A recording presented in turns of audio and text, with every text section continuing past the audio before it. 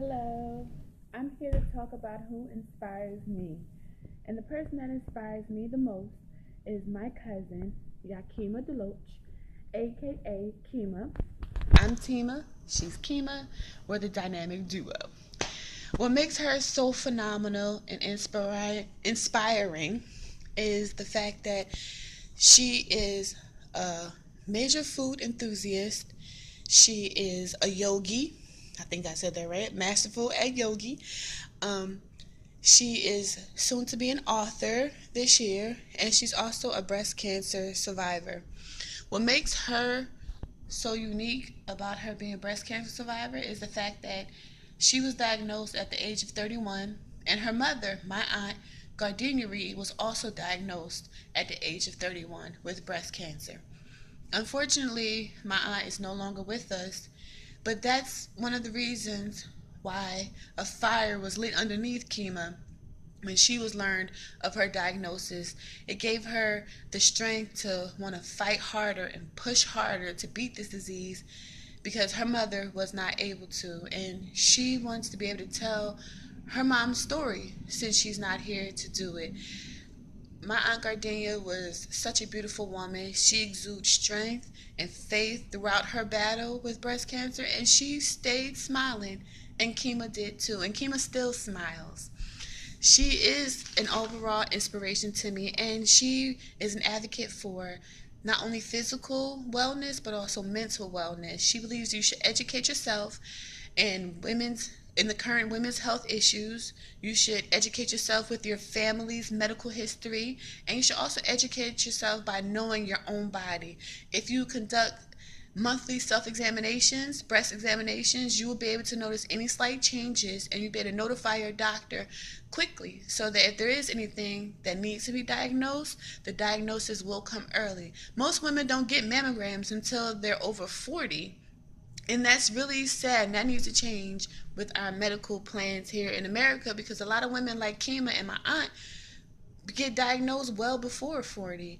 And because of my aunt's medical history, Kima was able to get early screenings, and she was able to get her breast cancer detected a lot earlier than most women are. So everyone isn't able to have that kind of blessed assurance, I shall say.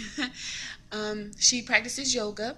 When I said that she's a yogi, that's someone who practices yoga. She started out at her cancer center, John Thurber Cancer Center in Hackensack, New Jersey, but now she practices at a private studio in Inglewood, New Jersey. Yoga is very beneficial for mental and physical wellness, and it also helps with her lymphedema. Lymphedema is a chronic swelling condition that is resulted from the removal of lymph nodes from your body. Because of her breast cancer, she had to have multiple surgeries, and one of the surgeries included the removal of lymph nodes from underneath her arm.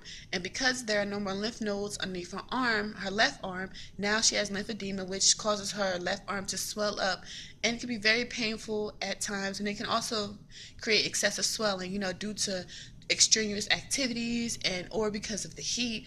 So even sometimes some of the clothes that she wears, she has to be mindful that she can't wear certain long sleeves because it could trigger swelling in her arm. And the yoga really helps stretch out her muscles, get the blood flowing. It helps reduce constriction to the lymphatic nodes. And she says it's also great to help her keep still and reflect on life. And, because you're busy, busy, busy, running, running, running. And when you're doing yoga, you get to calm and relax, relate, and release. And sometimes she says that she actually finds herself talking more about lymphedema than she does breast cancer, actually. I'm going to talk about Gardenia's Angels. It's a name that was a team name that started in 2007.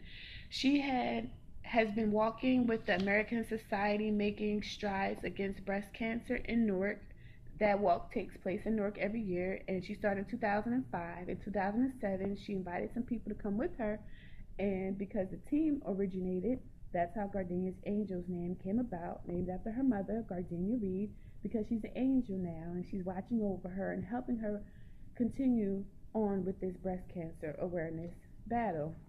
It's also now a nonprofit organization in which she educates women under 40 about breast cancer awareness and how to incorporate proper eating and exercise into your daily lives to help alleviate the problems that can come along with having breast cancer.